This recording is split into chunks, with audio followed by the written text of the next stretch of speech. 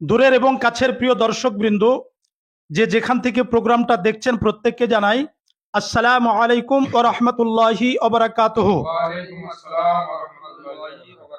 আজকে প্রশ্ন উত্তর পর্বের আলোচনায় আমরা আনাস সুন্নি টিভির প্রোগ্রামে পেয়েছি।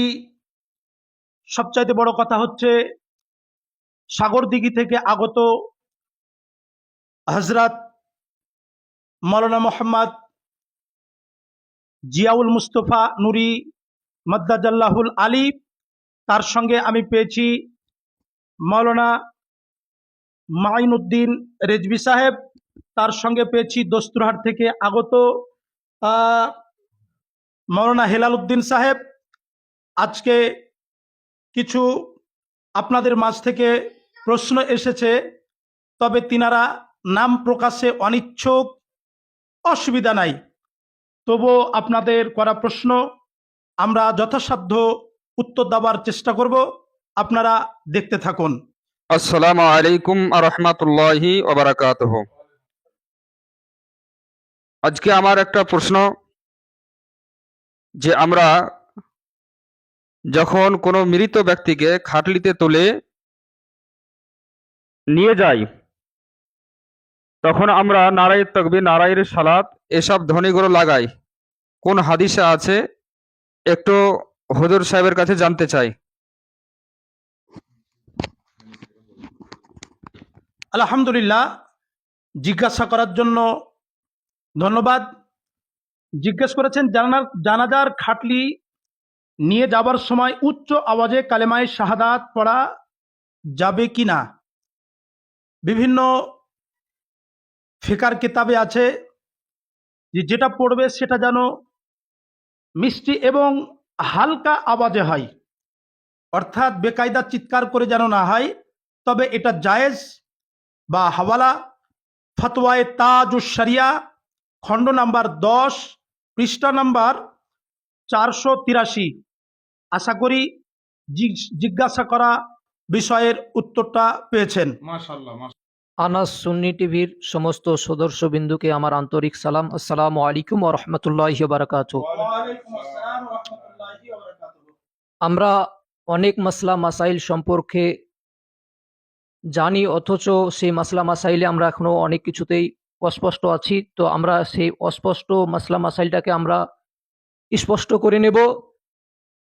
মেন বিষয় হলো যে আমাদের এই দুনিয়ার বুকে যে সন্তান ভূমিষ্ঠ হয়, সেই সন্তান ভূমিষ্ঠর পরে যদি ইন্তেকাল করে, তো সেই সন্তানকে দাফন করার পূর্বে তার নামখানা রাখা যাবে কি যাবে না, কিংবা তার নাম রেখে তাকে দাফন করতে হবে কি হবে না, এই বিষয়ে আমার জানার বিষয় আছে এবং সকলেই এই বিষয়টা জানার প্রয়োজন আছে। তো আমরা সকলেই হাওয়ালা সাথে আমরা এই মাসলা মাসাইলটা শ্রবণ করব। আলহামদুলিল্লাহ, আপনাদের সম্মুখে একটি প্রশ্ন প্রকাশ করলেন। নবজাতক বাচ্চা নাম রাখার আগে যদি ইন্তেকাল করে, তার দাফনের আগে নাম রাখা যাবে কিনা, এ বিষয় নিয়ে জানতে চেয়েছেন। হ্যাঁ, অবশ্যই যাবে। নাম রেখে জানাজা পড়ে দাফন করতে হবে।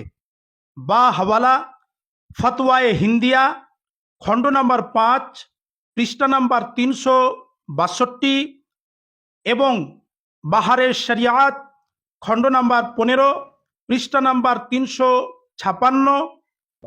আশা করি জিজ্ঞাসা করার বিষয়টি উত্তর পেয়েছেন।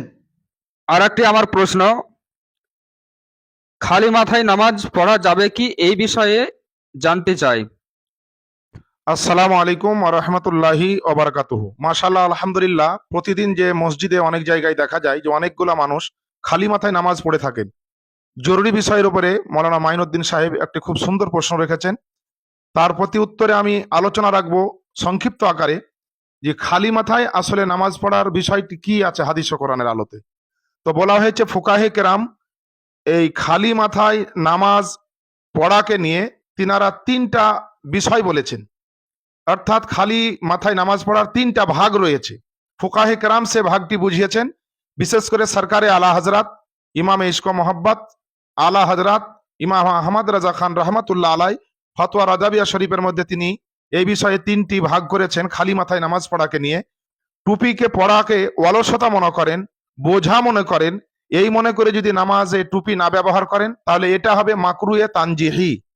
আর কেউ যদি তাকাব্বুরের সহিত অহংকার বশত নামাজকে ছোট করার উদ্দেশ্যে যে টুপি না পড়লেও নামাজ হয়, নামাজ এমন কি জিনিস যার জন্য টুপি পড়তে হবে, এই রকমের যদি বেয়াদবিকর মন্তব্য থাকে, ইউটিউব ফেসবুক থেকে ডাক্তার মাস্টার কিছু বের হচ্ছে পড়াশোনা করে নিজে নিজেই ফতোয়া বানিয়ে নিচ্ছেন, ইনারা এরকম করে থাকেন। কিছু ক্ষেত্রে দেখা যায় যে টুপি পরার কোনো দরকার নেই, টুপি না পড়লেও নামাজ হবে, এরকম যদি নেগলেক্ট করে, নামাজকে বেয়াদবি করে, টুপি না পরে নামাজ পড়বো এরকম গায়ের জোরামু করে, তাহলে কিন্তু এটা কুফর হবে, এটা কুফর হবে। আর কেউ যদি মনে করেন খুশু এবং খুজুর জন্য যে আমি গুনাহগার, আল্লাহ টুপি পরে নামাজ পড়বো, আমার এত যোগ্যতা নেই, তাই যেদিন যোগ্যতা সম্পূর্ণ হব সেদিন হয়তো পারবো, তার আগে আমি আল্লাহ তোমার বিনয়তার জন্য খুশু এবং খুজুর জন্য আমি খালি মাথাতেই নামাজ পড়ছি, তো এতে যদি বিনা টুপিতে নামাজ পড়ে তো পড়া চলে। এবার এই সমস্ত বিষয়গুলি কোন কোন কেতাবে দেওয়া আছে, 2-1টি আমি হাওয়ালা পেশ করছি জনসাধারণের উদ্দেশ্যে এবং সকল ইউটিউবে যিনারা দেখবেন তিনাদের জন্য। প্রথম হাওয়ালা হচ্ছে ফতোয়া রাজাবিয়া শরীফ, 3য় খণ্ড, 449 পৃষ্ঠা। দ্বিতীয় নম্বর হাওয়ালা বাহারে শরিয়াত, 3য় খণ্ড, 124 পৃষ্ঠা।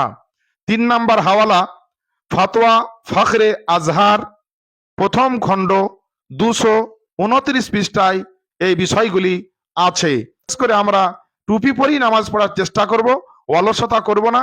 আর দ্বিতীয়ত তাকাব্বুর এবং যে অহংকার বশত যে নামাজ কি জিনিস যে টুপি পড়তে হবে, এই আদর্শ নীতি আহলে সুন্নাত ওয়া জামাতের মধ্যে নেই এবং আগামী দিনেও থাকবে না, এই আশা রাখছি ইনশাআল্লাহ। একটি আরো গুরুত্বপূর্ণ বিষয় জানার মসলার মধ্যে থেকে, যে ভুল করে নামাজের মধ্যে যদি ভুল করে আমরা ডান দিকে সালাম না ফিরিয়ে বাম দিকে সালাম ফিরিয়ে দিই প্রথমে, তারপরে ডান দিকে ফিরাই, এরকম যদি ভুল হয়ে যায় তো এই নামাজের হুকুমটা কি হবে? আমি আনাস সুন্নি টিভির যিনি প্রতিষ্ঠাতা হযরত মাওলানা কারি হাসিবুল হাসান কাদরি সাহেব কেবলা মাদ্দাজিল্লাহুল আলীর কাছে এই বিষয়টি একটু জানতে চাইছি। আলহামদুলিল্লাহ, আপনারা প্রশ্নটা অবশ্যই শ্রবণ করলেন, শুনলেন। হযরত মাওলানা জিয়াউল মুস্তফা নুরি সাহেব যে প্রশ্ন করেছেন যে কোনো একজন ব্যক্তি কিংবা ইমাম সাহেব নামাজ সমাপ্ত করার সময় ডান দিকে সালাম না ফিরিয়ে ভুল করে বাম দিকে সালাম ফিরিয়ে দিলে নামাজের কি হবে? এ বিষয়ে উত্তর হচ্ছে এটাই, তার নামাজ হয়ে যাবে। বা হাওয়ালা ফতওয়ায়ে কাজী খাঁ, খণ্ড নাম্বার 1, পৃষ্ঠা নাম্বার 290। আজ প্রশ্ন উত্তর পর্ব আপাতত এ অবধি। তবে আজকে এই আনাস সুন্নি টিভির প্রশ্ন উত্তর পর্বের প্রোগ্রামে আমার ডান সাইডের মাওলানা মাইনুদ্দিন রেজভী সাহেব এবং বাম সাইডে বিশিষ্ট একজন ব্যক্তি, পশ্চিমবাংলার মানুষ অনেকে ইনাকে চেনেন, মাওলানা জিয়াউল মুস্তফা নুরি সাহেব এবং তার সঙ্গে মাওলানা হেলাল উদ্দিন সাহেব, এই প্রশ্ন উত্তর পর্বের আলোচনায় পর্যালোচনায় শেয়ার হওয়া অর্থাৎ আলোচনায় সহযোগিতা করায়, এর জন্য ইনাদের প্রতি হাজার হাজার শত শত মুবারকবাদ। আপনারা প্রত্যেকে ভালো থাকুন, সুস্থ থাকুন। আসসালামু আলাইকুম ওয়া রাহমাতুল্লাহি ওয়া বারাকাতুহু।